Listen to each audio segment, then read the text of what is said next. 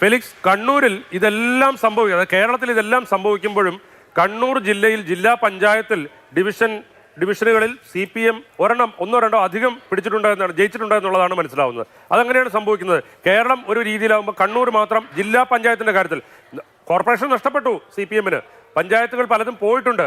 അതുപോലെ തന്നെ അവിടെ CPM-ന്റെ മേഖലയിൽ പല പഞ്ചായത്തുകളിലും BJP അക്കൗണ്ട് തുറക്കുന്ന സ്ഥിതിയുണ്ട്. പക്ഷേ ജില്ലാ പഞ്ചായത്ത് ഡിവിഷനിൽ കൂടുതൽ മെച്ചമുണ്ടാക്കാൻ CPM-ന് എങ്ങനെ സാധിച്ചു? അതും ഇരട്ടിയിലധികം ലീഡ് നേടി. രാജീവ്, സംസ്ഥാനത്തുടനീളം ഈ ഇടത് വിരുദ്ധ തരംഗം ആഞ്ഞു വീശിയപ്പോൾ അതത്ര കണ്ട് കണ്ണൂരിനെ ബാധിച്ചിട്ടില്ല എന്ന് തന്നെ പറയാം. അതായത് ഇപ്പോൾ കണ്ണൂരിൽ 18 സീറ്റുകളിലാണ് ജില്ലാ പഞ്ചായത്തിലേക്ക് 18 ഡിവിഷനുകളിൽ LDF വിജയിക്കുന്നു. 7 ഇടങ്ങളിലാണ് UDF വിജയിച്ചത്. കഴിഞ്ഞ തവണ UDF 7ആണ്, കഴിഞ്ഞ തവണ LDF 17 ആയിരുന്നതാണ് 18 ആക്കി ഉയർത്തിയത്. അത് ഒരു സീറ്റ് അധികമായി ഇത്തവണ വന്നു, അത് LDF-ന് ലഭിക്കുകയും ചെയ്തു. വാർഡ് വിഭജനം ഒരുപക്ഷെ LDF-നെ സഹായിച്ചിട്ടുണ്ട് എന്ന് തന്നെ നമുക്ക് പറയാം. മാത്രമല്ല, കണ്ണൂർ ജില്ല എന്നത് കണ്ണൂർ നഗരം വിട്ട് കഴിഞ്ഞാൽ ഭൂരിപക്ഷവും മലയോരം മാറ്റി നിർത്തിയാൽ ശേഷിക്കുന്നതൊക്കെ തന്നെ ഇടതുകോട്ടയാണ്. CPM-ന്റെ കരുത്തുറ്റ പാർട്ടി ശക്തി കേന്ദ്രങ്ങളാണ്. അവിടെയൊന്നും വലിയ രീതിയിലുള്ള ചോർച്ചകൾ സംഭവിച്ചിട്ടില്ല എന്ന് തന്നെ വേണം നമുക്ക് മനസ്സിലാക്കാൻ. അതേസമയം ന്യൂനപക്ഷ കേന്ദ്രങ്ങളിൽ വലിയ രീതിയിൽ വോട്ട് അത് UDF-ന് അനുകൂലമായി വന്നിട്ടുണ്ട്.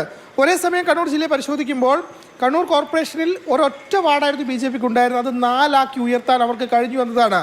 SDP ചരിത്രത്തിൽ ആദ്യമായി കണ്ണൂർ കോർപ്പറേഷനിൽ അക്കൗണ്ട് തുറക്കുന്നു, തലശ്ശേരി നഗരസഭയിൽ അക്കൗണ്ട് തുറക്കുന്നു.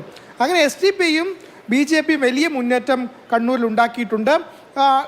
അതായത് എന്തുകൊണ്ട് കണ്ണൂരിൽ ഒരു ചെറിയ തിരിച്ചടി ഇടതിനുണ്ടായി എന്ന് ചോദിച്ചാൽ 2020 തെരഞ്ഞെടുപ്പിൽ മലയോര മേഖലയിലെ ഒരു 8 പഞ്ചായത്തുകൾ UDF-നെ കൈവിട്ട് LDF-നൊപ്പം പോയി. ആ പഞ്ചായത്തുകളൊക്കെ അപ്പാടെ തന്നെ ഇപ്പോൾ UDF-നൊപ്പം പോയി. അവിടെയാണ് ഒരു തിരിച്ചടി ഉണ്ടായിട്ടുള്ളത്. അതേസമയം ഈ ഇടതുമുന്നണിക്ക് പ്രത്യേകിച്ചും പാർട്ടി ശക്തി കേന്ദ്രങ്ങളിൽ അരിച്ചിറങ്ങാൻ UDF-നും ലീഗിനും BJP-ക്കും കഴിയുന്നുണ്ടെന്നത് സത്യമാണ്. പക്ഷെ അത് വലിയ നേട്ടമാക്കാൻ അവരെ കൊണ്ട് സാധിക്കുന്നില്ല. കാരണം അത്ര വലിയ ശക്തി കോട്ടകളാണ് കണ്ണൂരിലെ CPM-ന്റെ ഇടങ്ങൾ. ഏതായാലും നിലവിലെ സാഹചര്യത്തിൽ വലിയ രീതിയിലൊരു മാറ്റം കണ്ണൂരിൽ ഉണ്ടായില്ലെങ്കിൽ കൂടി കോർപ്പറേഷനിൽ UDF-ന് വലിയ മാറ്റം ഉണ്ടാക്കാൻ കഴിഞ്ഞു. കഴിഞ്ഞ തവണ 34 സീറ്റ്, ആദ്യ തവണ UDF പ്രതീക്ഷിച്ചത് 32 കുറയുമെന്നാണ്, പക്ഷേ 36 ഉയർന്നു. അതുകൊണ്ട് അപ്രതീക്ഷിത വിജയമാണ് കണ്ണൂരിലുണ്ടായത്. റിജിൽ മാക്കുറ്റിക്ക് വിമതനുണ്ടായിരുന്നു, ലീഗ് വിമതനുണ്ടായിരുന്നു. പക്ഷേ എന്നിട്ടും 713 വോട്ടിൻ്റെ വലിയ ഭൂരിപക്ഷം ലഭിക്കുകയും ചെയ്തു. അങ്ങനെ കണ്ണൂർ കോർപ്പറേഷനിൽ വലിയ മുന്നേറ്റം UDF-ന് ഉണ്ടാക്കാൻ കഴിഞ്ഞു.